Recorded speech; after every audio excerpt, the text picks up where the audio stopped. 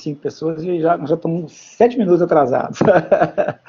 Vamos começar aqui, então. Gente, olha, desculpa dessa brincadeira que nós estamos conversando aqui um pouquinho antes da apresentação aqui da nossa live, e eu não sei nem se é necessário apresentar, mas então eu sou obrigado a apresentar, né, como anfitrião. Estou recebendo aqui dois grandes nomes da dor no Brasil, né, o professor Paulo Renato, que é hoje o presidente da Sociedade Brasileira de Estudo da Dor, nos honra aqui com a presença dele, né, e o professor Carlos Marcelo, que dispensa também maiores comentários, ele é professor da Universidade Federal, e... o Carlos, como é que está a internet aí, para falar nisso? Ela está indo pelo vento? Está chegando a internet aí? Meu, aqui a internet 300 mega. Eu vou mandar um print para você do que eu fiz aqui antes de entrar. 300 mega? 300 mega. Deve estar melhor que a tua aí, né, Pampulho? O Paulo, ele teve que comprar internet extra para lá, ele botou um gerador. Não, na verdade, não pode fazer propaganda, mas é porque a Vivo chegou aqui, né? Então agora você está vivo, né, amigo? Agora tem 300 mega a internet. Agora pode falar bobagem à vontade. O duro é que não dá para dar aquela desculpa que travou, né? Não dá. Bom, e aí o nosso objetivo dessa live aqui, uma brincadeira que a gente faz aqui, é discutir um pouquinho sobre um assunto que para os dois ali, e para mim também é extremamente caro, que é um pouco sobre a dor oncológica, e os dois já criaram história no país, né, em relação à dor oncológica. O professor Carlos Marcelo já fez um grande congresso brasileiro e agora fez um evento junto com o professor Paulo Renato lá no Rio de Janeiro, sobre o tratamento intervencionista da dor oncológica. E eu apresentei essa aula a primeira vez lá no congresso do Paulo Renato, do Carlos Marcelo, que me deu a honra de participar como palestrante lá com essa aula de casos difíceis, e depois que virou um capítulo de livro que ele me convidou para escrever no tratado dele de dor oncológica, eu fiquei muito honrado também.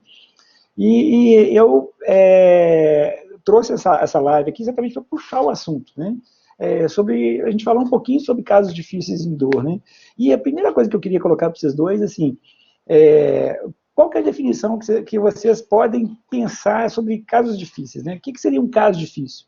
Seria um caso difícil de conduzir ou um paciente difícil de conduzir, né? Eu acho que existem os dois conceitos, né? Um caso clínico oncológico difícil de ser conduzido ou um paciente oncológico difícil de ser conduzido, né? Eu acho que as duas coisas, elas vão juntas às vezes, né? O que vocês pensam? Só o conceito, né? Olha, portanto, já dá para falar uma live só disso, né? Cara, eu acho que é uma visão bem pessoal, né? Eu vejo um caso difícil de conduzir como um desafio, uma coisa instigante, uma coisa motivante, né? Motivacional. Enquanto que o paciente difícil, eu acho que me faltam recursos para lidar com ele, sabe? Nós temos um colega que trabalha muito com dor e trabalha muito com essa situação de pacientes difíceis, e ele está escrevendo um livro sobre isso, sabe? E eu comecei a ler um pouco dos ensaios do livro dele, e o que é um paciente difícil, né? Essa definição vem ao encontro do que você está perguntando em relação a um caso difícil ou um paciente difícil oncológico, né? Então, um paciente surdo e mudo ele é difícil, uma criança ele é difícil, um paciente com baixo recurso intelectual, ou paciente que emocionalmente ele é muito frágil, ele é muito ansioso, ele é agressivo, ele é mal educado, esse é difícil? Acho que todos são, né? Eu acho que a resposta para a sua pergunta vem da dificuldade que a gente tem de ver um filme da vida desse paciente. A gente vê fotografias, né? A gente vê uma fotografia de hoje e vê a fotografia daqui a 15 dias, ou 20, ou 30, quando esse paciente volta. A gente não entende o meio do caminho, né? E aí eu pergunto às vezes em consulta assim, não, mas me conta um filmezinho, não aquela dor que a senhora está preocupada que foi na quarta de manhã, mas e nos outros dias, né? Nos outros dias eu não senti dor, não. Mas a gente esquece o momento bom, porque o momento bom é o momento normal, a gente só lembra do momento ruim. Então eu acho que difícil é o paciente difícil e não necessariamente o caso difícil. Concordo com o professor Paulo. Eu acho que a minha definição de casos difíceis é que esses pacientes eles vão por duas vertentes. Tem o caso difícil de ser conduzido pela patologia, né? Você tem alguns síndromes dolorosas associadas ao câncer que são difíceis por natureza, né? Pelo próprio nível de nocicepção que esse tumor vai gerar. Então tem esses casos. E tem os casos difíceis pelo que a doença significa, né? Por exemplo, você tratar a dor de uma moça, né, de 33 anos com câncer de mama metastático, já fora de tratamento, é uma das coisas mais desafiantes que a gente tem. E você coloca uma moça de 33 anos com uma filhinha de 1 ano e meio. Aí você coloca em cima disso uma moça de 33 anos com uma filhinha de 1 ano e meio, enfermeira, com conhecimento do que se acontece. Então, quando você usa todas as técnicas possíveis, você faz bloqueios, você faz neurólise, você ajusta a medicação, você coloca uma bomba de infusão de fármacos, você faz o que eu chamo de 5º degrau, que é sedação analgésica, e nada disso resolve. Você usa todos os recursos de equipe multiprofissional e mesmo assim você não resolve. Será que isso tem solução? Será que essa moça está preparada para partir? Será que essa doença que ameaça a vida dela é algo que ela queria enfrentar naquele momento? Será que ela está preparada? Às vezes ela não teve nem tempo de se preparar. E são casos desafiantes. São casos desafiantes, tanto do ponto de vista do que a doença representa para o paciente, e tanto do ponto de vista do que essa doença pode causar no corpo do paciente. E muitas vezes os dois. Né? Tem casos difíceis pelo nível de lesão e nocicepção, e tem casos difíceis pelo que a doença representa para o paciente. Às vezes o mesmo quadro clínico, o mesmo tipo de tumor, ao mesmo nível de destruição, em dois pacientes comportam completamente diferente. Né? Então, a gente teve algumas coincidências na vida. Essa paciente ela tinha destruição de pele por um tumor, que estava nessa situação. A gente tinha outra paciente com tumor pior, com 82 anos, controlando com morfina oral em baixa dose. Como que nós vamos entender isso?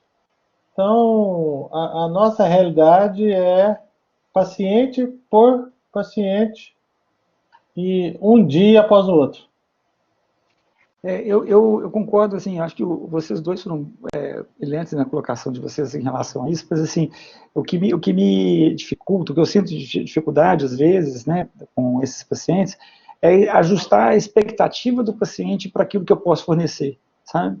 Então, aquilo que o Paulo falou de ver o filme, né, bate exatamente com aquilo que eu penso. Quando eu chego para o paciente, realmente eu vou buscar com ele a informação de como que era a vida dele, né, que você falou, Carlos, é uma paciente jovem que tem um filho pequeno e tal, e ela vira para mim e fala assim, não, doutor, eu sei que eu não posso curar, por exemplo, né, na maior parte das vezes ele já tem consciência dessa não cura, mas ela vira e fala assim, não, olha, eu preciso voltar para minha casa, eu tenho que cuidar da minha filha.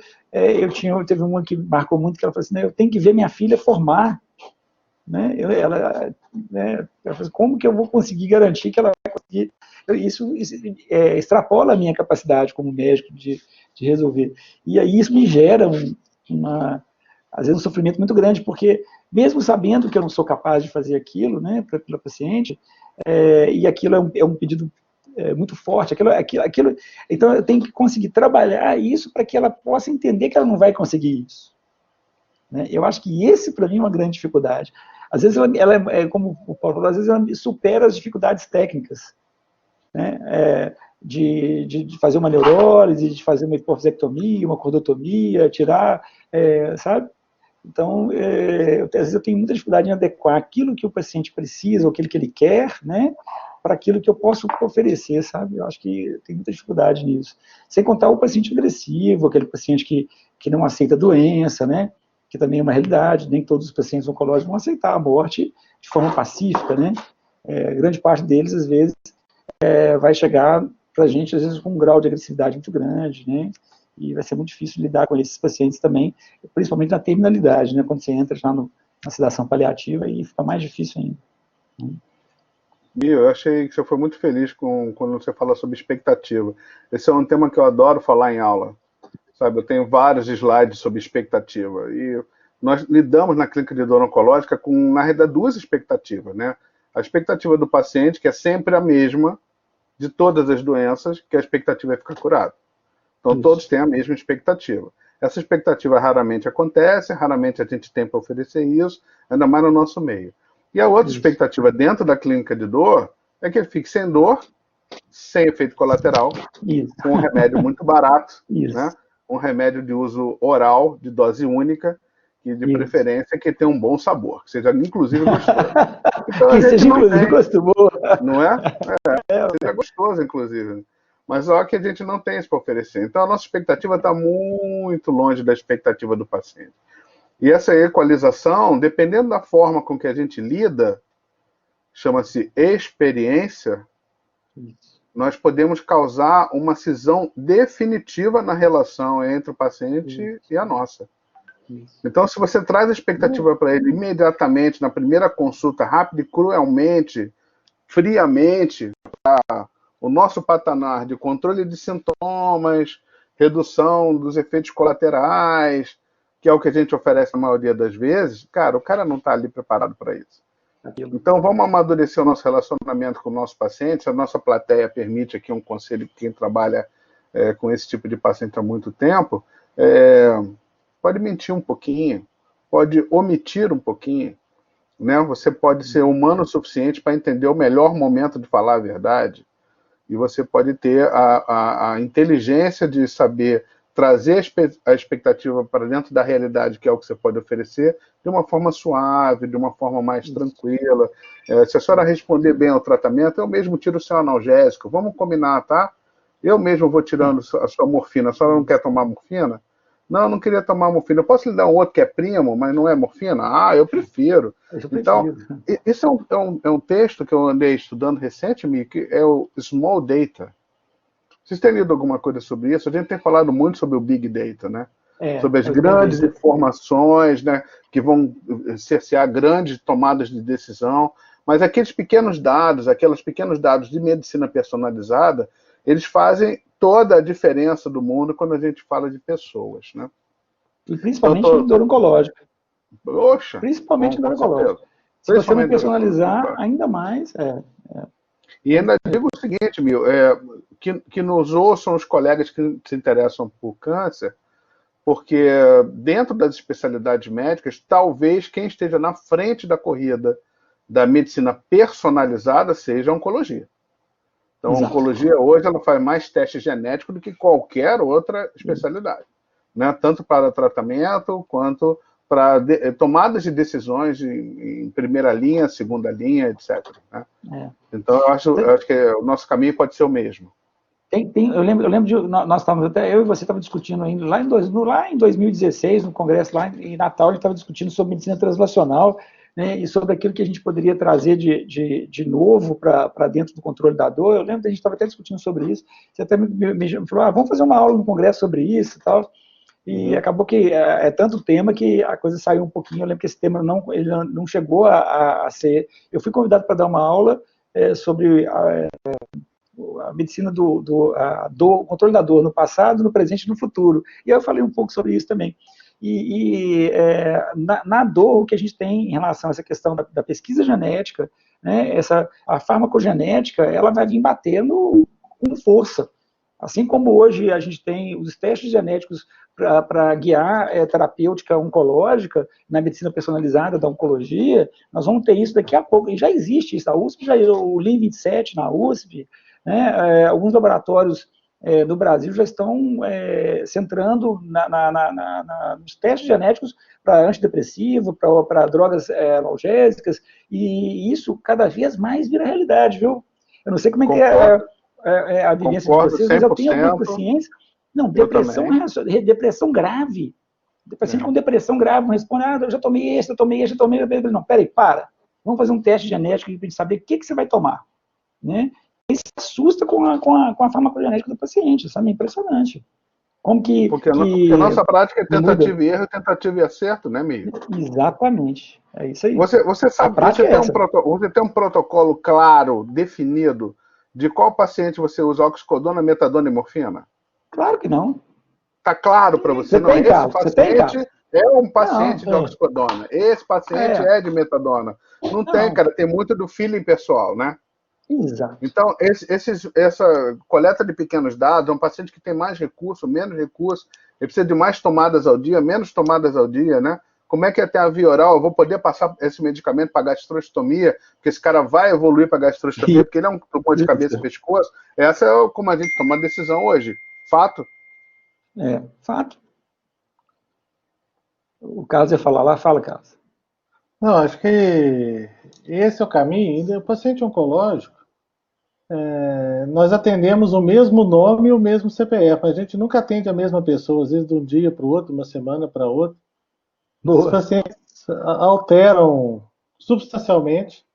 Eu agradeço muito a oportunidade que eu tive de aprender cuidado paliativo, que isso me ajuda substancialmente no tratamento da dor no câncer.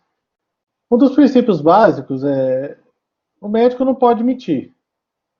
Mas você pode, né, mineiramente falando, você pode contar a verdade pela metade, né? Não é mentir, né? Eu acho que quando agora existe algo, assim, mesmo. Existe algo. É diminuir, é suavizar a verdade. É suavizar. Existe algo. É ser humano, né? Existe algo que é a autonomia do paciente. O paciente ele tem o direito. E uma coisa que é inaceitável é você dar uma informação para quem não quer saber dela. Isso. Você eu sempre deixo a liberdade para o paciente. E é impressionante como na maioria absoluta das vezes ele fala que não quer saber. O paciente, ele te leva ao ponto que ele quer ir. Então, isso é básico, né? Então, assim, você vê, se o paciente não quer saber, é um conselho que eu dou para os jovens médicos, para os meus residentes, para quem me visita, fica quieto. Quando ele te perguntar, você responde. E às vezes não responde na primeira, que às vezes ele perguntou sem saber se ele queria saber.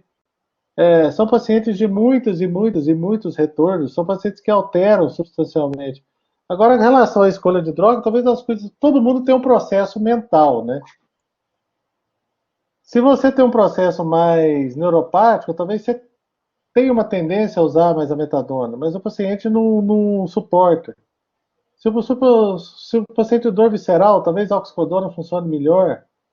Mas o que acontece? Esse paciente faz uma quimio, desenvolve uma insuficiência renal aguda, ou então ele passa a absorver, piora a medicação, ele pode aumentar o nível plasmático, reduzir o nível plasmático.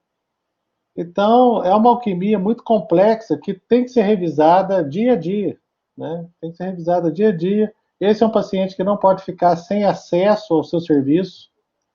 Evidentemente que é humanamente impossível um médico tomar conta disso, mas o seu serviço tem que ter alguma retaguarda, porque muda, o paciente muda do dia para a noite. Se o paciente está vindo bem com morfina e ele desidratar e fazer uma insuficiência pré-renal leve, ele pode intoxicar com a dose que ele estava bem. Então, como que você vai manejar isso? É o paciente que tem que ter acesso a serviços que vão acolher essas demandas, porque isso muda diariamente. Concordo. Então, agora deixa eu colocar para vocês, então, uma dificuldade técnica, então. Então, assim, a gente consegue... eu até já fiz essa pergunta para... talvez se vocês dois estivessem lá no Congresso sobre a Mídia, eu fiz essa mesma pergunta, que eu acho que é para nós intervencionistas, por exemplo, talvez seja uma grande dificuldade. Um paciente que tem um tumor, né, que acometa mais do que 2 segmentos corporais, por exemplo, cabeça, pescoço e braço, abdômen e perna, né, é extremamente difícil você, às vezes, conseguir conduzir esses pacientes, porque, às vezes, você faz um procedimento para poder melhorar o abdômen, mas não consegue melhorar a perna, né? Às vezes você melhora a perna, melhora o abdômen, ou melhora a cabeça e pescoço, então talvez seja um dos mais difíceis, né, que a gente tem para poder tratar. A cabeça e pescoço, acho que é um tumor que desafia qualquer um, né? Acho que no mundo inteiro desafia qualquer um. Como é que vocês manejam esse tipo de paciente? Assim? Vocês fazem, teoricamente, mais do que um procedimento? Ou vocês centram o tratamento na dor mais importante para o paciente, aquela que tem mais repercussão clínica? Como que vocês, pensando em termos de intervenção, né? Como vocês decidem o tipo de intervenção que vocês vão fazer? Eu gosto muito da ideia de enxugar o quadro. Né? Tá muito florido, tem muita fonte, tem muita nocepção de muito lado, né? Então, essa decisão, ela pode ser, poxa, complicada a resposta, né? Mas geralmente eu peço uma ajuda para o paciente. Qual que lhe dói mais? Qual que lhe mais causa problema atualmente? São todas. Essa é a primeira resposta. São as duas. Não, eu sei, mas tem uma que lhe machuca mais, né? Tem uma que lhe magoa mais. Eu uso alguns termos assim. Eu acho que é essa da perna. E aí eu já uso isso como uma definição. A segunda é material especial, né? Então, se eu tenho material especial limitado, se eu tenho dificuldade de internação, eu tenho dificuldade de realizar o procedimento, eu tento otimizar, e às vezes até no mesmo evento fazer mais de um alvo. Mas na minha prática isso não é comum, sabe, Mi? Eu não tenho tantos pacientes assim complexos que eu preciso fazer procedimentos em 2 segmentos tão distintos ou com 2 técnicas tão diferentes, né? Não é muito a minha prática diária. E aí, Carlos, o que você acha? Eu acho que é sempre uma questão de personalidade, eu sempre tento, no máximo, simplificar o raciocínio para tentar achar uma solução, às vezes a solução é que não tem solução, né? Eu não vejo problema nenhum em fazer 2 procedimentos, 3, se for necessário, se você tiver alvo. Não é comum, por exemplo, aquela coincidência, hoje, né? Nós fizemos o Splunk na paciente semana passada, ela melhorou absurdamente da dor do andar superior do abdômen, mas ela retornou em consulta com uma dor em tórax superior por infiltração de pleura. Nós fizemos simpático torácico nela. Ou isso também é muito comum com tumor de colo retal, que você às vezes precisa fazer um hipogástrico e depois você tem que fazer o exame por metástase hepática. Ou você tem que fazer ramos comunicantes por metástase óssea, né? Então, desde que você tenha um alvo acessível, e evidentemente que isso tem que ser levado em consideração o viés da facilidade de um serviço organizado, que onde a dificuldade do paciente ter acesso ao procedimento não entra na conta, que o paciente ele vai ter acesso ao procedimento. Então, a única coisa que eu falo, repito e defendo sempre, que o procedimento intervencionista ele tem que ser o quanto antes possível. Né? Se for 1, se for 2, se for 3, se for o necessário para o paciente ter uma qualidade de vida e poder viver aquele tempo de vida dele sem sofrimento, é o mais precoce possível. Agora, sim, é uma pergunta muito difícil, porque tem casos e casos. Tem casos que são gritantes. O paciente tem vários pontos de dor, mas ele tem um câncer de pâncreas e está doendo mais no andar superior do abdômen. Não há dúvida que você tem que fazer ali um Splunk, um celíaco nele. Depois que você fez isso, você avalia. Agora, eu aprendi com o professor Paulo Renato, quando você não sabe bem o que você faz, de tanta nocepção, interna o paciente, faz um BSV, 1 dia, 2 dias, dá uma baixada no fogo, se você não tem algo claro. Normalmente isso aparece não só para dor oncológica, para dor crônica também, casos complexos. A situação está tão difusa, né? Tão difusa, que às vezes você tentar começar um tratamento clínico mais correto, às vezes fazer uma dessensibilização central, às vezes com BSV, você dá um alívio naquilo, às vezes as coisas clareiam, né?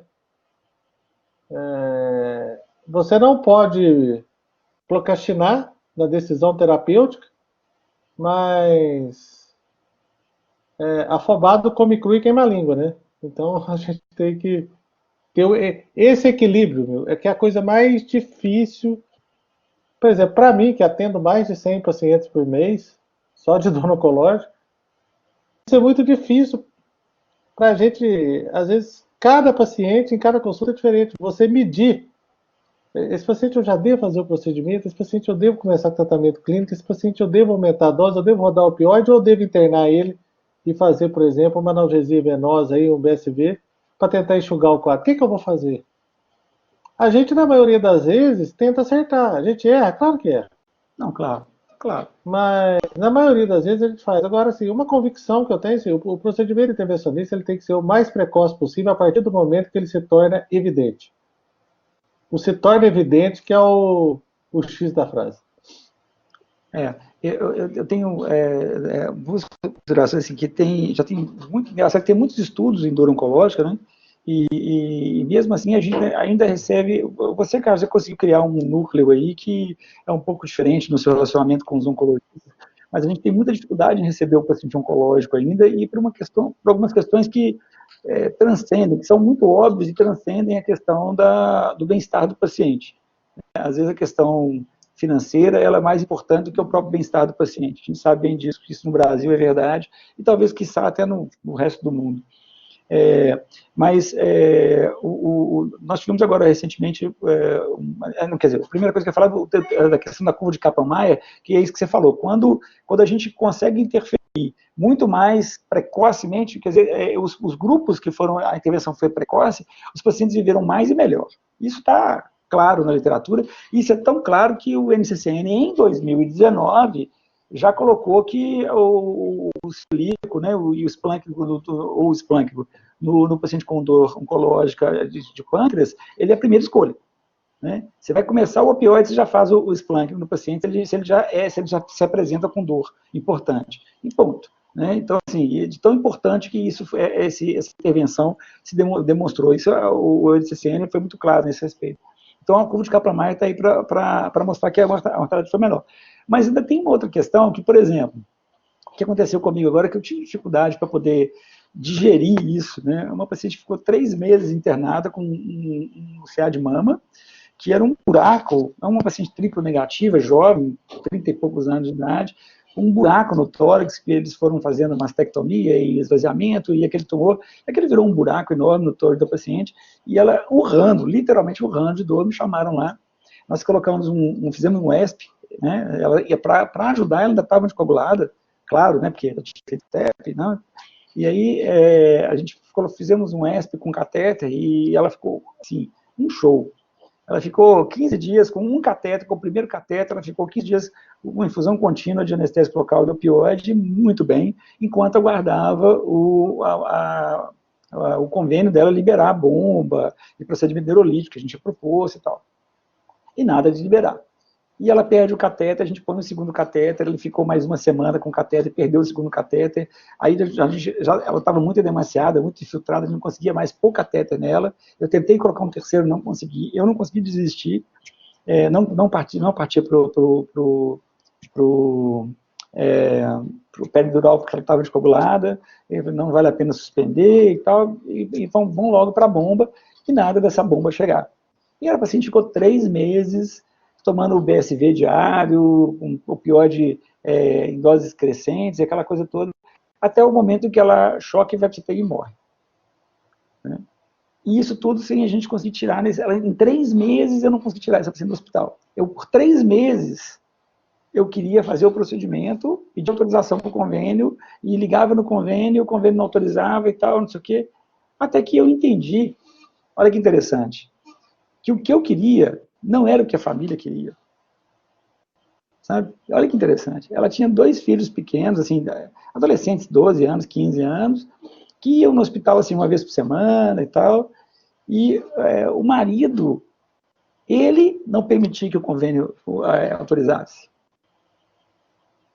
Por quê?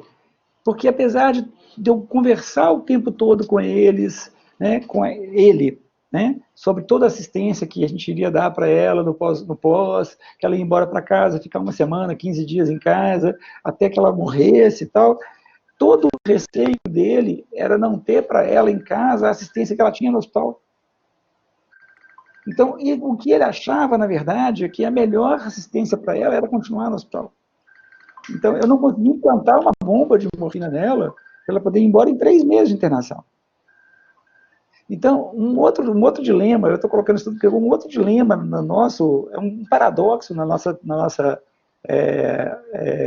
nosso trabalho, é o que a gente quer, né, esse ajuste de expectativas, é o que a gente quer e o que o paciente quer. E, às vezes, o que a família quer, porque a paciente também queria ir embora, mas o marido não queria que ela fosse embora. Veja como é que é complexo. Eu acho que essa colocação desse contexto biopsicossocial espiritual foi fundamental na resolução. Eu tenho certeza que você aprendeu demais com esse caso, né? A gente aprende demais com os casos ruins, né? Os casos bons a gente esquece, né? Porque faz parte da nossa expectativa. São os casos bons, né? Mas o que não atinge a nossa expectativa, a gente fica remoendo, né, Mia? Exato, então, o que eu acho que na tua mensagem, cara, você passa uma coisa que é muito interessante. Eu tenho 34 anos de formado, cara. Então, eu sou de uma geração de que grandes incisões, grandes cirurgiões, grandes tumores, grandes ressecções. Isso, graças a Deus, vem diminuindo ao longo do tempo, né? Então, hoje já não é mais aquelas cirurgias de mama que a gente via na nosso início de carreira, que tirava até a costela, ficava pleura exposta, né? Então, hoje, a gente pensa assim, em relação à cirurgia, né, a cirurgia oncológica, essa moça é um caso desse tipo, é pensar junto na hora da tomada de decisão que talvez o melhor tratamento para a doença dela não seja o melhor tratamento para a paciente, para a pessoa. Então, o que sobrou dessa moça, o que sobrou do paciente depois da grande ressecção, do grande tratamento, da grande tentativa de extirpação da doença, cara, criou uma pessoa que não era mais uma pessoa, né? Não era um ser vivo só, né? Então, eu acho que esse pensamento humanitário, né, sobre a nossa tomada de decisão é muito importante, cara. Muito importante. Eu disse isso tudo para poder mostrar que, às vezes, o contexto orgânico, né, ele é o que a gente mais olha, o que a gente mais vê, o que mais... Você chegava lá, você via um tórax aberto, um buraco no tórax, aquela paciente com aquela expressão de face de dor, de sofrimento, né, o tempo todo, e você quer, né, a gente é treinado para isso, você quer fazer o melhor, né, não, eu vou tirar, eu vou fazer o máximo que eu consigo aqui e tal, e vou propor um procedimento aqui e tal, e aí você vai ver por aí, não é bem assim, é para ela poder ir embora, não, ela quer ficar sem a dor, mas ela não quer ir embora, né, o melhor para o paciente, daquela paciente ali, era continuar internada, sabe, então, esse ajuste entre o que, no caso, né, ela era a família dela, eram as inseguranças do marido, as inseguranças da família para poder cuidar dela em casa, né, é que eu não soube lidar, eu não soube trabalhar com ela, sabe? E isso me frustrou, me frustrou não no cuidado com ela, me frustrou comigo, enquanto profissional, que não consegui identificar isso, sabe? Que eu deveria ter identificado isso ainda durante aquele curso e talvez tentar lidar de uma outra forma com essa situação. E eu também, você, Paulo, eu já estou velho, eu já estou com 25 anos que eu faço isso também, e a gente ainda aprende todos os dias, né? Todos os dias. Sim. Todo dia. Bem, o tratamento da dor oncológica talvez seja um dos mais complexos que tem, por envolver todas essas questões sociais embutidos numa doença que ameaça a vida. O que eu tenho de convicção comigo? Não é o tipo de medicina que funciona para você não estar inserido num serviço amplo. Por que eu falo isso? Se você é um médico da dor e você não está inserido num serviço, igual eu estou, igual o Paulo Renato está, eles só te chamam para casos extremos ou para atender desavença da equipe ou para atender demandas inalcançáveis. Então, não há um fluxo habitual de pacientes. Eu não sei o contexto que você, em qual hospital você atendeu essa paciente, mas se é convênio, obviamente não foi no HC.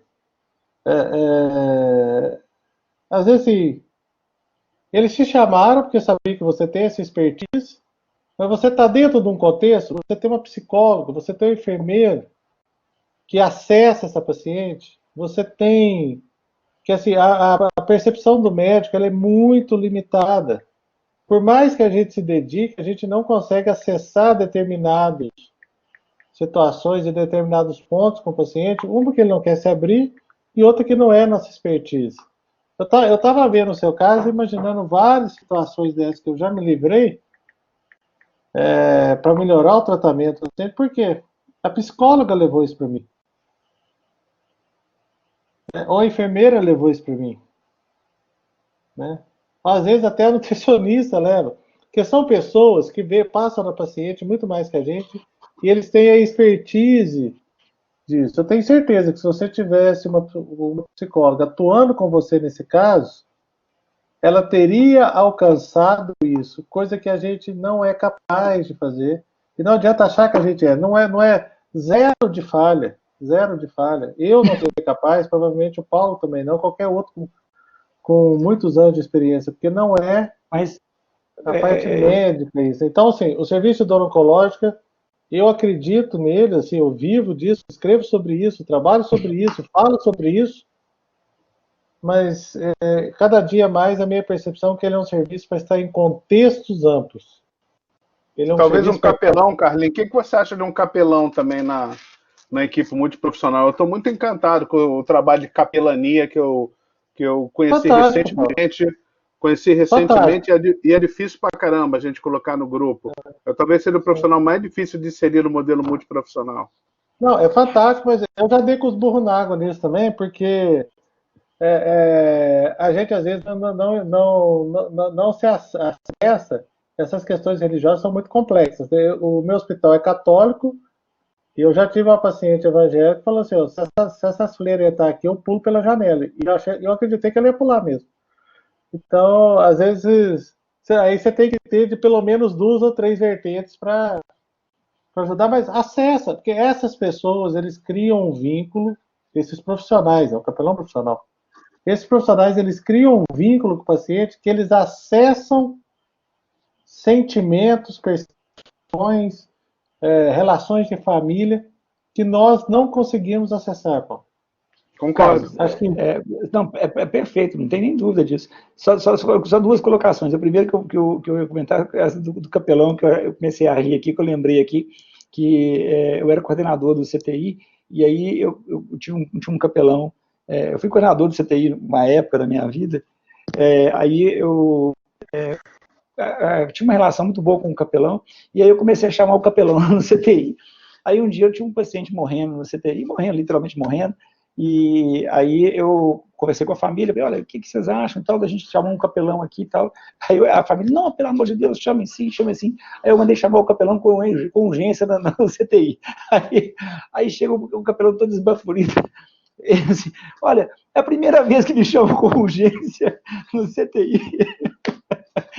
Eu comecei a rir, eu lembrei dessa situação, foi muito engraçado. Assim.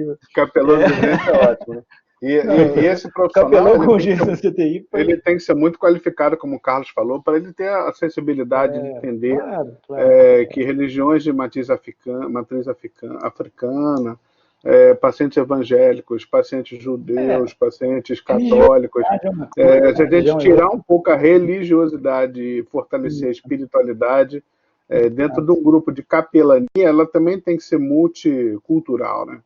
E aí eu acho que a gente vai conseguir atingir muita gente. Eu estou encantado, eu conheci o Bruno Oliveira, que é capelão aqui do INCA, cara, ele deu aula lá no nosso curso, ele dá aula comigo no Einstein, ele é meu convidado toda hora, eu convido ele toda hora para falar, cara, e cada vez que ele dá aula, ele dá um show, né? E ele então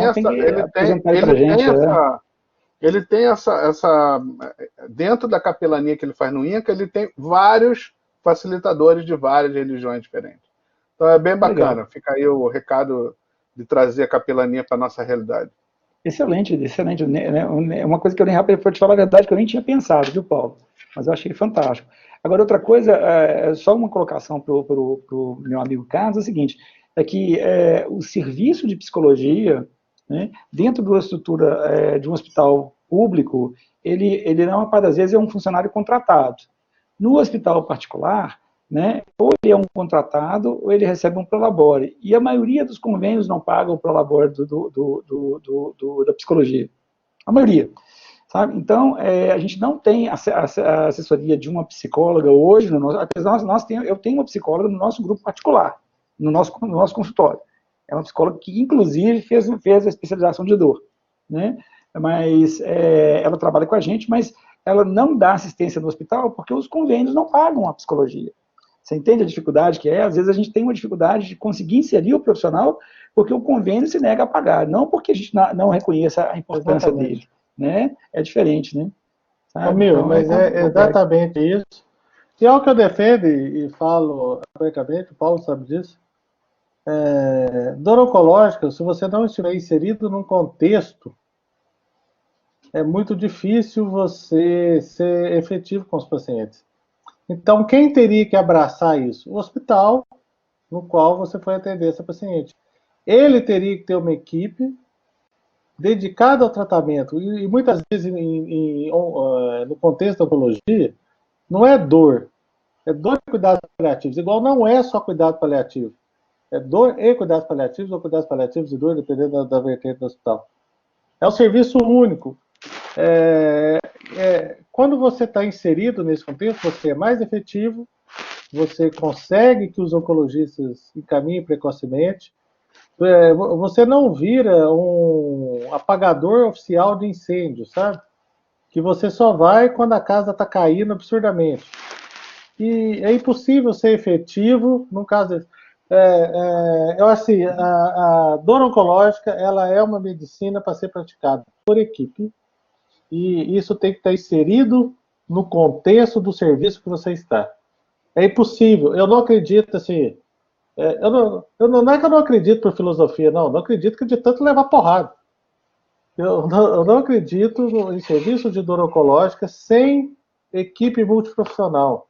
A chance de fracasso é enorme, enorme. Mas deixa eu te falar, a Carlos, dor assim, oncológica, amigo, não é uma dor de consultório. Não, claro. Você atende, vai, não é completamente diferente. Então, assim, é muito difícil e a gente se expõe, às vezes, a ter pseudo-frustrações, onde você faz o melhor e não alcança o melhor. Mas você fez o teu melhor, só que a paciente estava inserida numa estrutura incapaz de permitir que você exercesse o seu melhor. Porque se você tivesse sido informado com 3, 4 semanas, ao invés de 3 meses, que havia essa questão, você teria mudado sua alternativa, você teria alterado sua terapêutica. Né? Você teria abordado isso com a família, com o marido, você teria explicado a importância de uma bomba de infusão de fármacos. Você não teve essa oportunidade. Não te deram essa oportunidade. Quem não te deu essa oportunidade? O serviço que a paciente estava internada, porque ela não tinha uma equipe para te fazer isso. Mas eu só vou fazer uma ponderação com você, é o seguinte, que o encaminhamento de pacientes oncológicos para a clínica de dor, ele é ridiculamente baixo no mundo todo. Né? É ridiculamente baixo no mundo todo. E isso tem uma razão de ser. Né? Assim, tem desde o desconhecimento, o desinteresse, né, a falta de foco, né, na questão do cuidado paliativo e da dor, né, pelo profissional oncológico ou pelo profissional clínico que cuida do paciente, né, até as questões financeiras. Né? Isso então, é tão sério, que depois, se me lembra, eu te mando esses estudos. Quando eu estava criando a concepção da clínica, eu fui estudar isso, para saber. Isso é muito raro, porque existem poucos serviços, mesmo em países envolvidos.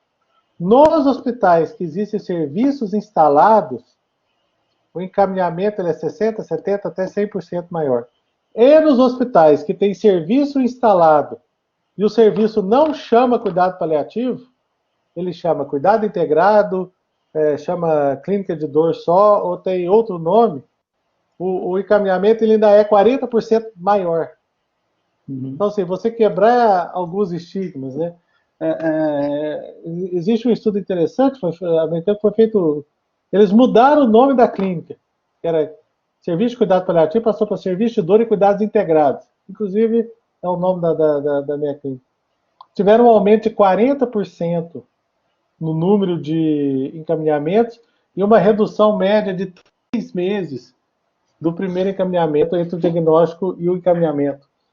Então, o encaminhamento é baixo porque talvez a gente chegue à conclusão, eu não tenho estudo para embasar isso, eu não tenho tempo para fazer também, que a gente chega à conclusão que o serviço de dor oncológica ele tem que ser obrigatoriamente colocado dentro de um contexto institucional multidisciplinar. Talvez só assim a gente consiga ter o resultado, e eu acho que é isso que constrói a minha prática e constrói a prática do Paulo lá no Rio, porque ele está inserido dentro do contexto, inclusive, mais favorável, porque ele está inserido dentro do contexto, e esse contexto inclui os oncologistas. Né, Paulo?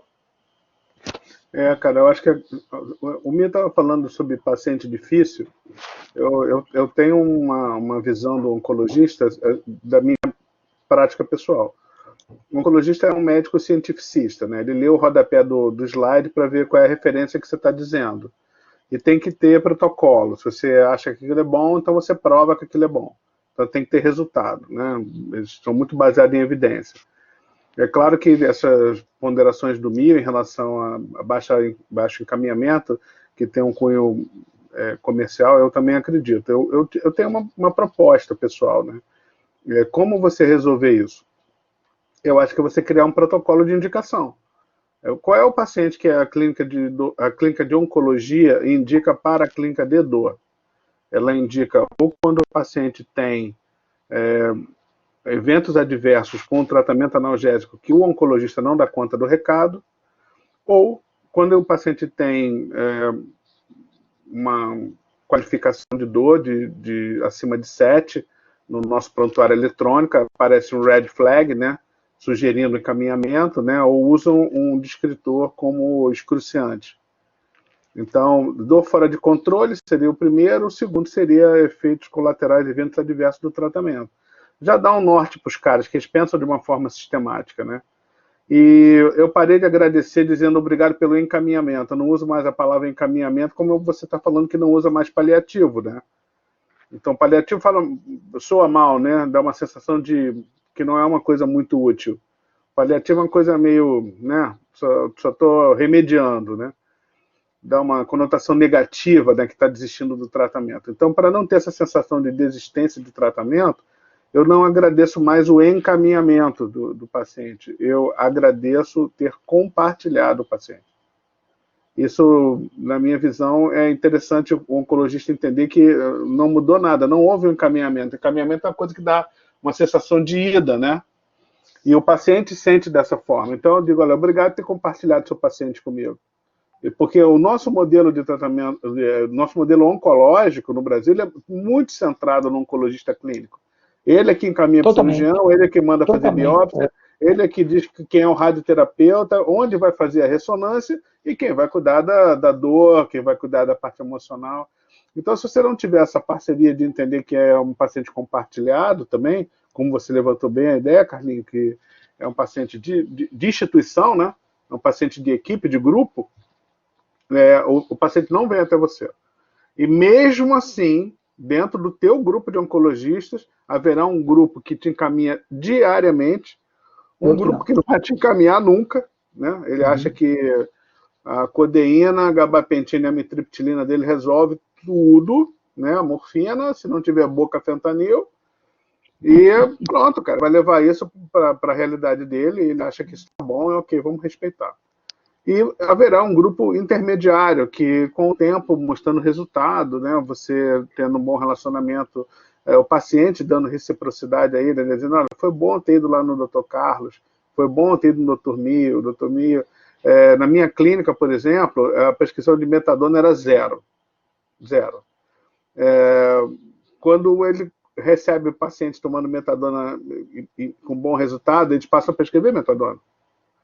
E assim eles passam a prescrever PET de fentanil, PET de buprenorfina, eles passam a indicar procedimento intervencionista. Então, isso leva frequentemente anos. Não é da noite para o dia. Não é da noite para o dia. É isso que eu ia complementar. E chega um ponto, Alexandre Paulo, que depois de um tempo, o sinergismo fica tão grande que eles encaminham depois do opioide fraco, né, que é do tramadol, da codeína, eles encaminham depois disso, ou, como aconteceu no nosso hospital, o protocolo foi passado para a enfermeira da oncologia. Então, o paciente, às vezes, nem o oncologista já delegou para ela o encaminhamento para a primeira avaliação da clínica de dor. Então, assim, às vezes, com o passar do tempo, mas isso é uma confiança que ela é adquirida conforme tratamento, resultado, em anos. Só que isso se institucionaliza. Porque como que é feito aqui hoje? Esse dia eu estou conversando com o oncologista que mais atende, ele falou, nossa, Carlos, deve fazer mais de um ano que eu não faço uma receita de morfina. Quando eu faço, eu estou copiando as que vem lá da clínica. Ele já comentou isso comigo, por quê? Todo paciente que passa do segundo degrau, que é o alcançável para ele, eles encaminham e a própria enfermagem já tem autorização de solicitar a primeira consulta do paciente na clínica. Então a gente está recebendo cada vez pacientes mais precoces. Quanto mais precoce você recebe, melhor vai ficando o teu tratamento. Então, só que isso é um trabalho de... Carlos, deixa eu fazer uma consideração. É o seguinte, é que além da questão do resultado, que óbvio, né, como o Carlos falou, o Paulo falou muito bem, que o oncologista tem uma visão muito científica, muito da questão, você tem que protocolar tudo, tem que ter resultado e tal, eu vejo, isso é uma experiência também, né, cada um, é que ele tem que ter, antes de tudo, a garantia de que o paciente vai retornar para ele, que o paciente não vai ser reencaminhado, né, Paulo? Quando o Paulo falou aí essa questão do compartilhamento, eu achei fantástica a colocação dele, porque assim, eu acho que ele pegou o gancho da coisa, que é aquilo que assim, olha, muito obrigado por ter compartilhado seu paciente comigo, porque o seu paciente é meu e seu, né? E é exatamente isso que o oncologista tem medo. Quando o paciente sai do controle do oncologista, né? Se você, por exemplo, encaminhar, se o paciente, eu vou falar isso para todos, eu já li a lista dos nossos, das pessoas que estão participando aqui, a maioria absoluta eu conheço ali, a maioria absoluta é médica. Então, assim, se algum dia você permitir que um paciente oncológico seu não retorne ao oncologista dele por algum motivo, ele só vai receber esse paciente só uma vez. Esse oncologista jamais irá mandar um paciente para você, sabe? Retornar outro paciente para você. Então, assim, o paciente ele tem que retornar ao oncologista dele para continuar o tratamento oncológico com ele e, ao mesmo tempo, estar com você ali compartilhando o paciente de uma forma, o cuidado com o paciente. E eu acho que a maior parte dos nossos colegas oncologistas, eles não encaminham o paciente exatamente porque eles têm medo do que o paciente não retorne mais para eles. Isso eu vejo, assim, com muita clareza, com muita clareza. Então, quando você tem um serviço, né, um serviço dentro de um único hospital, você está dentro de um núcleo mais protegido e tal, né, você tem um trânsito muito melhor com seus colegas oncologistas. E quando eu estava dentro de um hospital do estado, o maior hospital do estado de oncologia em Minas aqui e tal, fiquei um tempo lá e eu era o único lá dentro, então os oncologistas mandavam para mim tudo. Eu tinha 1 milhão de pacientes lá dentro que eu não tinha conseguido nem de atender. Às vezes eu passava horas do meu horário no ambulatório porque eu ficava lá, não tinha coragem de ir embora, né? Mas eles tinham certeza absoluta que os pacientes iriam retornar para eles, entende? No serviço privado, essa não é uma realidade, sabe? Então, assim, existe um medo muito grande que às vezes não ocorre no serviço público, né? Do paciente evadir, sabe?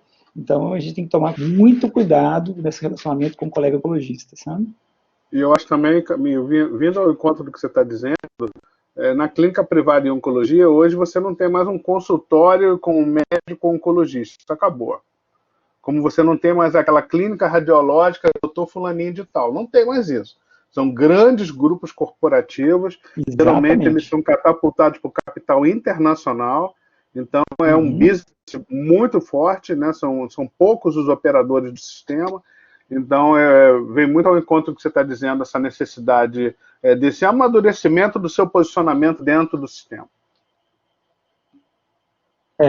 Eu acho que é exatamente isso que você está falando, mesmo, Paulo. A gente tem que tomar muito cuidado, porque hoje a oncologia, de uma forma geral, ela é dominada por esses grupos, né?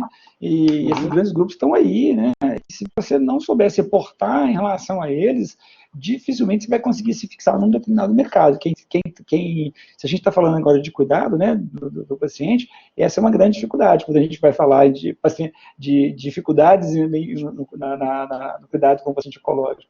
Eu queria deixar para a plateia aqui, se alguém tiver alguma pergunta, vocês podem fazer a pergunta através desse balãozinho aí no chat, que vocês podem perguntar para...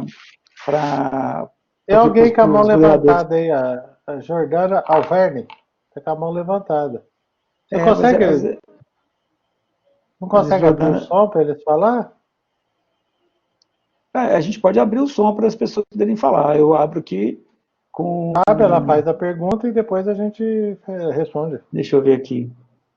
As notificações. O Carlos, você consegue me ajudar, Carlos?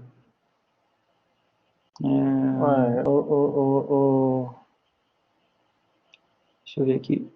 Aqui as pessoas podem até áudio e vídeo. A plataforma é tua, meu irmão. Rapaz, hein? Aqui, ó, participações para os vão compartilhar o áudio deles, ó, pronto. Agora as pessoas podem perguntar, inclusive, se alguém quiser falar alguma coisa. A Carla está ajudando a gente, ó. Carla, quem estava com a mão levantada era a Jordana.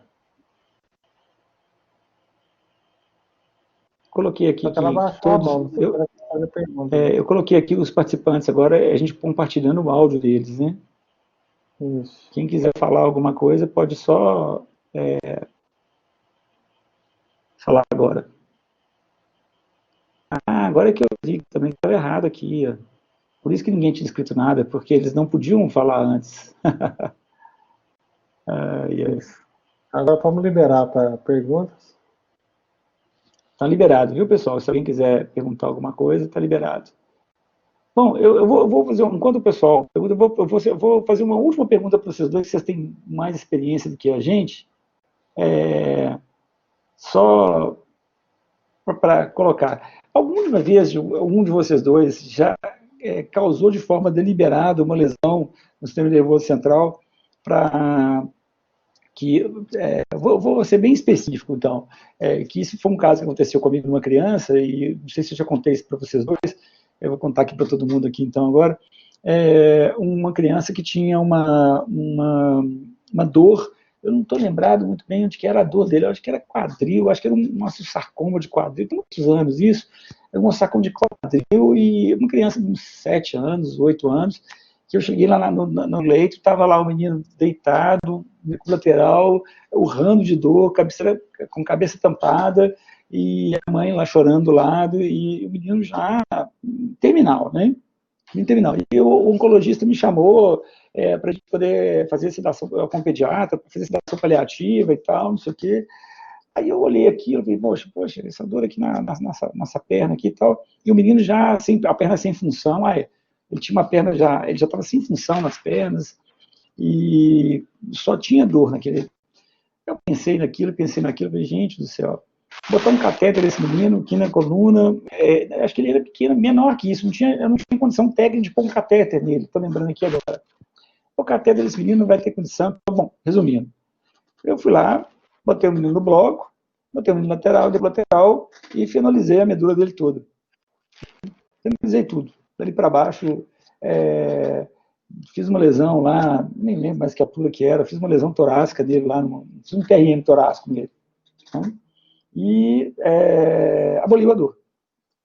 Lógico que ele fez repercussão, fez hipotensão, a gente tratou com volume e tal, não sei o quê, e esse menino foi para o leito, e ele morreu, assim, 15 dias, um mês depois, no colo da mãe. No colo, coisa que a mãe não conseguia colocar esse menino no colo. Eu tinha uns 4, 5 anos de idade, tentando lembrar aqui agora. Ele era pequenininho. E eu lembro que eu chegava todo dia no leito lá e a mãe estava com ele no colo, segurando o menino no colo e tal, não sei o quê, e ela todo feliz, dando comidinha para ele, porque o menino sentia dor e tal. E aquilo me marcou muito. Eu falei, gente, eu fiz uma loucura. O pediatra ria de uma orelha na outra e tal. E o menino morreu uns 15 dias depois, e sem sedação paliativa. Ele morreu por complicações infecciosas, não lembro, chocou, uma coisa assim e tal. E esse menino morreu. E eu falei assim, gente, do ponto de vista técnico, né, aquilo ali foi uma coisa meio execrável, assim, eu não tinha muita opção para tratar aquilo, sabe? Então, assim, e foi uma decisão compartilhada, tá? Vou deixar bem claro que eu conversei com o oncologista, conversei com o pediatra, conversei com a mãe, né, e falei, olha, ele pode inclusive morrer na mesa lá, ele pode não sair de lá, né? Porque eu não sei até onde que esse fenol vai agir, ele pode acender demais e ele pode entrar em insuficiência respiratória e não sair mais da sala e tal. A mãe, não, olha, para o meu filho ficar desse jeito, eu prefiro que ele morra. Né? Quer dizer, eu não estava fazendo nada para matar o menino, nem para adiantar o óbito dele, né? Claro, esse não era nunca, nunca foi o objetivo de nenhum de nós, mas uma decisão complexa, muito difícil essa decisão. Não sei se vocês já tiveram a experiência de fazer alguma coisa semelhante, assim, uma lesão que provocar uma lesão neurológica num braço ou numa perna para poder obter analgesia e encurtar talvez esse sofrimento. Né? Eu fiz 2 hacks neurolíticas na minha vida só. Eu nunca tendo criança, não tenho experiência alguma com criança, né? Eu era um anestesista que adorava fazer anestesia em criança, mas controle analgésico de clínica de dor pediátrica eu não tenho nenhuma experiência, zero. Por outro lado, eu fiz 2 hacks neurolíticas na minha vida, as 2 hacks neurolíticas foram para o mesmo diagnóstico, né? Então, são mulheres que já desenvolveram uma cloaca por tumor de colo de útero primário, ou de canal vaginal, ou de canal anal, que já tem incontinência urinária, etc. E foram casos muito dramáticos que evoluíram com no máximo 30 dias de sobrevida. Então, eu não tenho experiência, eu não me sentiria à vontade de tratar a criança pela minha falta de experiência. Esses casos que você fez, saiu bem, Paulo? Esses casos que você fez desculpa. Os 2 casos ficaram bem, cara. Os 2 casos ficaram bem, mas as 2 já tinham incontinência urinária e fecal, né? Claro. Então, eu já tive uma condição de fazer uma hack com um prognóstico de segurança foi o mesmo bem caso bom, que o meu. né? Exatamente, é o mesmo caso que o meu. Eu tive, já estava bem mais tranquilo para poder executar, porque eu não ia preservar nenhuma função dali para baixo, estava muito estabelecido. Uma dessas pacientes, ela era uma moça que morava aqui no Jardim Botânico, e o Jardim Botânico é um bairro bem elegante do Rio de Janeiro, né? E morava num lugar bem bonito, virado para mata, e eu lembro que eu senti o odor da doença dela no térreo do edifício. E a maior dificuldade era a higiene, né? Então, depois do procedimento, ela foi a óbito em casa, em cerca de 30 dias, talvez menos, ela conseguiu uma higiene e não tinha mais aquele odor que a gente vê isso, né, cara? Os pacientes que têm tumores muito localmente avançados, com pouca metástase à distância, ou com uma metástase que realmente leve o paciente ao óbito, são pacientes de extremo sofrimento, são pacientes que apodrecem em vida. Então, esses procedimentos que não são do dia a dia, né, são do ultra especialista, né? Ou seja, o intervencionista que trabalha efetivamente com câncer, não são casos que a gente não vê no dia a dia, só para a plateia também não achar que isso a gente faz todo dia. Não faz, não. Que é habitual, né? Que é habitual, não faz, não, graças a Deus, né? Graças que não fazemos Deus, todo dia. Né? E o Carlos ia falar, cara? Desculpa. Sim, criança não trata, acho que não tem nem condição, nem técnica, nem psicológica, mas a gente que já está na estrada há um tempo maior, a gente já acompanhou algumas evoluções. A fenolização intratecal era muito mais comum, né? Antes, quando a gente não tinha tantos recursos. Seguramente eu devo ter aí pelo menos uns 40, 50 casos de fenolização intratecal, mas com tentativa de sucesso, de de manutenção de pelo menos uma parte da função motora. Não é uma técnica lá muito difícil, só que o resultado é imprevisível. Já tive casos catastróficos, por exemplo, que de um paciente uma lesão de membro inferior direito, que eu fui tentar fazer uma finalização, tentando chegar só, né, no DRG, mas o paciente evoluiu com uma paraplegia só que demorou 7 meses para morrer. Aí ficou aquela, fez isso, mas ele achava que ele ia morrer e não morria. E um dos fatos ele. Então, assim, com a evolução da medicina da dor, com o acesso que a gente não tinha antes, por exemplo, à bomba de difusão de fármacos, né? Com a melhora dos protocolos de sedação analgésica, isso virou a exceção da exceção da exceção da exceção. Eu posso falar para você, até fazer uns 3 ou 4 anos que eu não faço nenhum procedimento a nível de exceção. Agora, se você perguntar para mim se eu faço, claro. Se houver a necessidade, inclusive, semana retrasada, a gente cogitou fazer, nessa paciente que eu estava citando sobre o câncer de mama, por causa da dor pélvica dela, que era uma situação complexa, ela já estava com uma bomba de infusão de fármacos rodada para sulfentanil em dose equivalente de 2 miligramas de morfina, ou seja, ela estava tomando o equivalente, perdão, 4 miligramas de morfina, ela estava tomando o equivalente por dia, 1.200 miligramas de morfina oral, sem analgesia. Então a gente cogitamos. Foi oferecido? Foi oferecido. Não aceitou. Eu me sentiria confortável em fazer? Sim. Num contexto desse. Só que esse é um contexto cada vez mais raro pelas novas possibilidades que a gente tem de tratamento da dor. Isso aí eu acho muito importante o Paulo falar, porque às vezes a gente leva um caso desse no congresso, apresenta, conversa aqui. Às vezes quem está assistindo não tem essa vivência com dor no câncer, acho que isso é um negócio assim habitual. Não é. É raríssimo, né? Porque, assim, num serviço de dor no câncer, igual o Paulo, que trabalha com serviço de dor no câncer há muitos anos, tem 2 casos. Eu, de 5 anos para cá, acho que eu tenho 1 ou 2 também. Antigamente a gente fazia mais que você não tinha recurso, agora você tem novos recursos. Mas não é algo que seria impossível de fazer em situações extremas.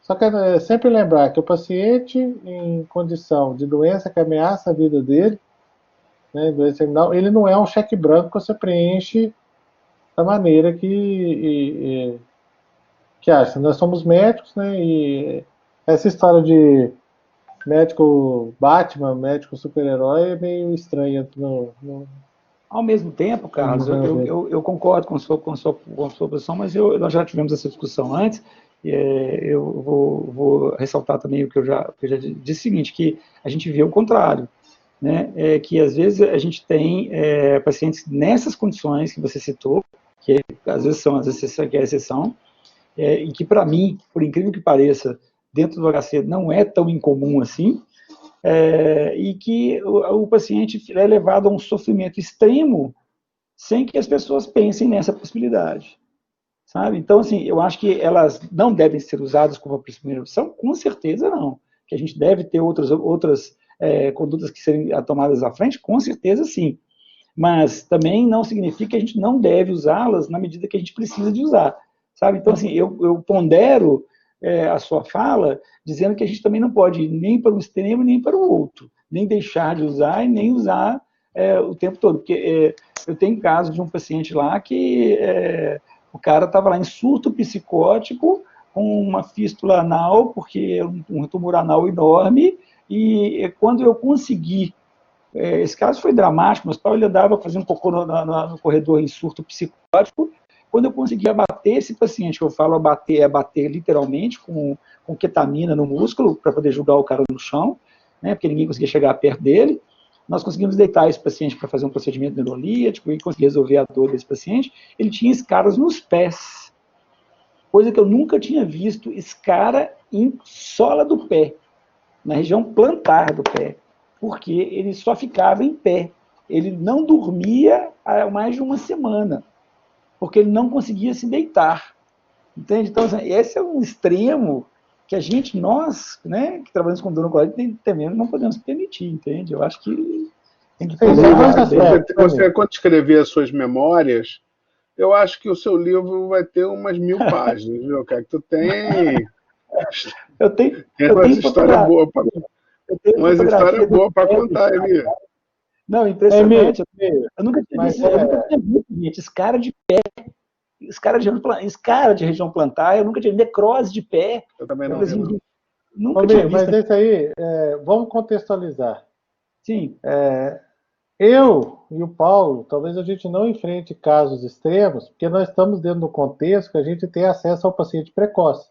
isso. É o que Esse eu estou falando paciente, desde o início. É o que eu estou te falando desde o início. A sua realidade é diferente da minha, entende? esse Talvez paciente diferente poderia da. ter sido beneficiado do tratamento clínico correto, da neurose de Sim, hipogástrico. Então, assim, sim. faz parte. Vamos abrir para a plateia? Ah, o Rui É uma perguntou aqui, pergunta ó, do Rui, é. o nosso amigo Rui Ney, nós estamos falando aqui o tempo todo aqui dessas Posso abordagens, o Rui, responder? na prática de vocês, quando o paciente é terminal e bem esclarecido e pede analgesia e consideração para o alívio da dor, como vocês lidam com essa situação? Eu queria só dizer para a plateia quem é Ruinei Santana. Isso. Faz a apresentação do Rui para nós. O professor Ruinei Santana eu Eu amo conheci esse sujeito, tá? como palestrante, né, num congresso que nós estávamos lá em Aracaju. E desse nosso encontro surgiu uma amizade, surgiu um carinho muito grande pela pessoa humana, que é esse neurocirurgião de Feira de Santana.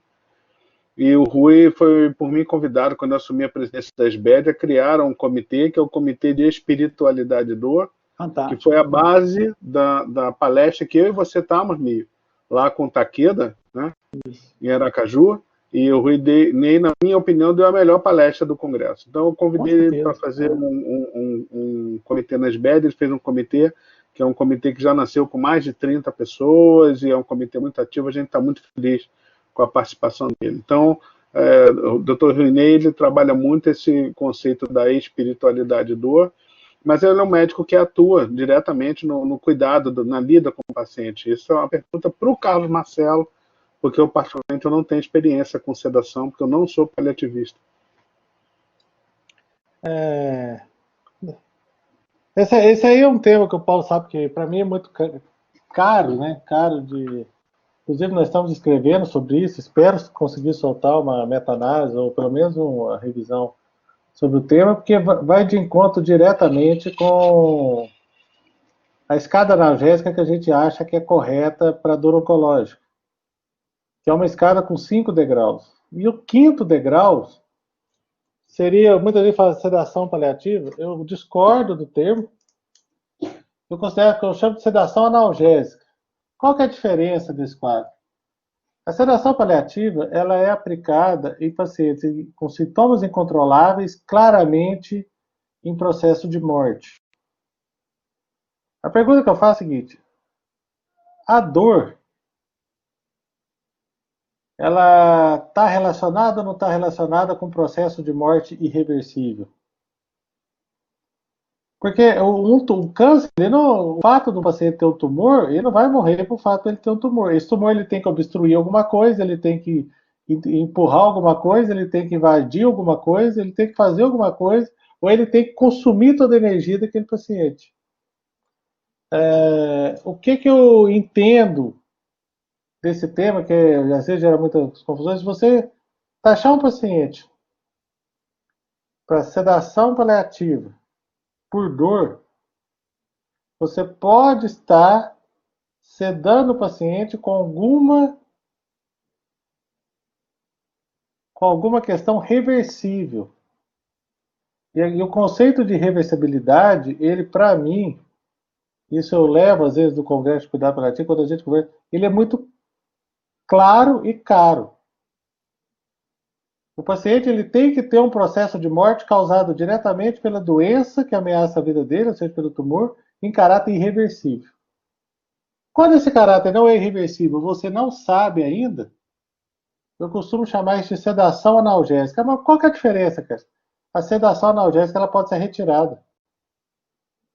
Você pode sedar o paciente por 1 dia, 2 dias. quadros de dor total típicos.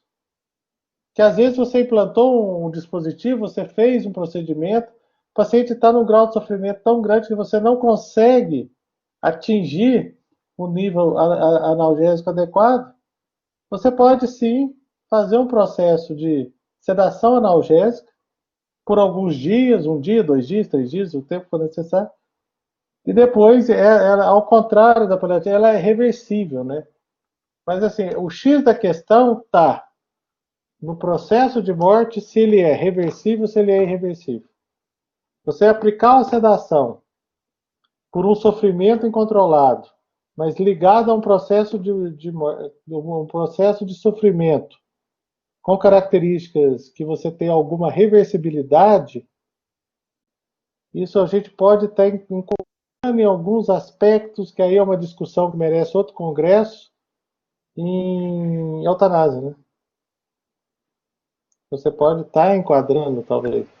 E assim, e a linha que separa a eutanásia passiva da ortotanásia é uma linha muito tênue. Que para mim, no meu protocolo, da maneira que eu atuo, do jeito que eu enxergo isso, é o diagnóstico do processo de morte. O processo de morte ele tem que ser obrigatoriamente irreversível e causado pela doença. Processo de morte que tem alguma possibilidade de ser reversível, por exemplo, se a gente tem uma pneumonia, que você pode dar antibiótico, você pode melhorar, já muda completamente a nossa percepção de como é que a gente vai abordar essa terminalidade. É um tema meio confuso, eu espero que eu tenha explicado de maneira que inteligível.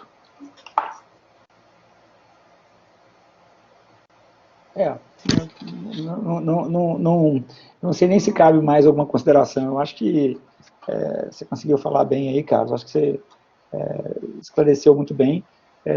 Eu também penso da mesma forma. Eu acho que a gente... e às vezes eu até pondero um pouco mais, sabe? Que eu pondero que às vezes a gente tem situações de terminalidade com dor extrema em que... Desculpa, é a minha cachorrinha aqui. Terminalidade com dor extrema em que ela... você está levando o paciente para uma sedação quando você poderia ainda executar algum procedimento para o controle dessa dor, sabe? Eu acho que é isso que às vezes eu fico um pouco... Eu fico olhando para assim, não, o pessoal não chama a gente para poder fazer interferência, né, no momento adequado, quando chama ainda está ainda numa situação que você conseguiria controlar a dor do paciente, sabe? Isso me deixa um pouco triste. Que a gente nunca sabe, Mi, o que é essa terminalidade. A terminalidade pode ser efeitos colaterais de alta dose de opioide, pode ser constipação intestinal por opioide, pode levar a sintomas incontrolados. Uhum. Que você... a gente aprende com os pacientes que só ensinam a gente. Eu já fui avaliado para cuidados de fim de vida de uma paciente. Chegam lá, paciente torporosa, caquética, distendida, naquela situação. Aí eu fui avaliar a tomografia dela. Sim. Ela não tinha um tumor, ela tinha um câncer gástrico, mas o tumor dela não tinha... Ele não tinha por que ele estar matando ela, por assim dizer. Eu falei, gente, esse negócio tá meio estranho. Pegamos e fizemos uma neurólise de esplâncnico. Reduzimos opioides, o intestino funcionou. Tarará, tarará. O paciente teve alta, mas teve alta numa situação bem ruinzinha ainda. Essa paciente voltou 45 dias no consultório, 12 quilos mais gorda, rodinha. E o paciente que eu fui fazer cuidados de fim de vida e sedação paliativa viveu 1 ano e 3 meses. Isso. Exato, é isso que eu estou falando. Então, assim, gente, acho isso, que para quem está nos ouvindo aqui, o recado que eu dei, a terminalidade ela tem que estar muito claramente ligada a um processo de morte irreversível. Então, quando as pessoas pensam que cuidado paliativo ele é uma medicina sem recurso, não, é uma medicina que tem que ter muito recurso. Porque às vezes para você fazer esse diagnóstico, você tem que fazer tomo, você tem que fazer ressonância, você tem que fazer exame. Mas, Carlos, você vai fazer uma tomografia de abdômen de uma paciente que já está fora? Vou fazer. Eu preciso ver se o tumor se a obstrução é tumoral ou se a obstrução não é tumoral. Uhum. Porque isso muda completamente. Então, assim, o diagnóstico do processo de morte irreversível ele tem que estar muito claro, evidente para você, para a equipe, para a família, para o paciente, para todo mundo. Se há dúvidas, sempre há outra possibilidade. Cara, perfeito. Muito obrigado, gente. Eu vou poder agradecer agora. Nós já estamos aqui com quase 1 hora e meia de falando aqui. E se a gente for deixar isso aqui vai longe ainda. Vira congresso, né, Carlos? Ainda mais se a gente estiver aí em Minas comendo essas comidas boas aí, hein, cara? Tô com saudade de Belo Horizonte aí, cara. Saudade de Alfenas. Comer aí né? essas comidas gostosas aí. Olha, minha última vinda a Belo Horizonte, que eu não canso de falar, que foi quando o Flamengo foi campeão Tá vendo? sul-americano, né, cara? Você lembra, cara? Foi o evento, lembra? E eu tava com o Carlinhos lá num boteco ali perto, ali é Savassi, né, Carlinhos? Que bairro é aquele que a gente tava? Na Savassi. Eu tava no pé da Savassi. Foi inesquecível. E eu fui comer lá na beira da Lagoa da Pampulha, num restaurante típico lá também, comi umas comidas que eu nunca tinha visto, quanto mais comido, né? Então foi uma lembrança muito boa. O Paulo Renato, o Bill, vão estar aqui em Alfenas para mais uma inovação, né, Paulo? Posso falar? Pode. Pode. Primeiro curso brasileiro de intervenção guiado por tomografia, que nós vamos realizar aqui em Alfenas. Mas por que Alfenas? Você sabe onde tem outro hospital com 2 tomografias prontas para você usar para fazer o negócio? Só que então vai ser o primeiro curso de intervenção em dor guiado por tomografia. Vamos ver se sai no primeiro semestre. É próximo.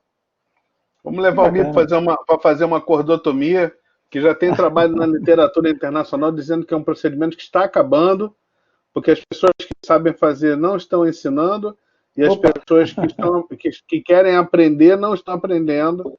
Então, esse é um procedimento que está caindo em desuso por pura falta de treinamento. Quem sabe o Mi não esteja conosco, porque até no Congresso sobre a mídia ano passado, né? Eu convidei o Mi para fazer uma cordotomia. Ele fez uma cordotomia em tempo real no cadáver e foi muito legal. Foi mesmo. Mi, muito obrigado pelo convite, viu? Prazer estar aqui contigo. Vocês não têm noção, vocês dois não têm noção aí da alegria de estar vendo vocês dois aí, depois de um tempo aí afastado pelo Covid. Mas agradeço demais a presença de vocês aqui, enriqueceu. Você já convidou, Mi? O quê? Você já convidou ou não? Você tá virgem ainda? Se eu já convidei? Não, eu tô virgem ainda. Eu tô achando que eu tô convidando. Não, convidando é o tempo todo. Venham para BH. Agora o Einstein vai voltar com a aula presencial, nós vamos voltar para aí. Vamos sim. Gente, muito obrigado, viu? Uma boa noite para vocês. Desculpem aí, foi extremamente enriquecedor. Obrigado, todo mundo que nos assistiu, obrigado aí todo mundo. Obrigado, gente. Carlinhos. Grande abraço para vocês. Amigo. Obrigado. Tchau, tchau. Boa noite.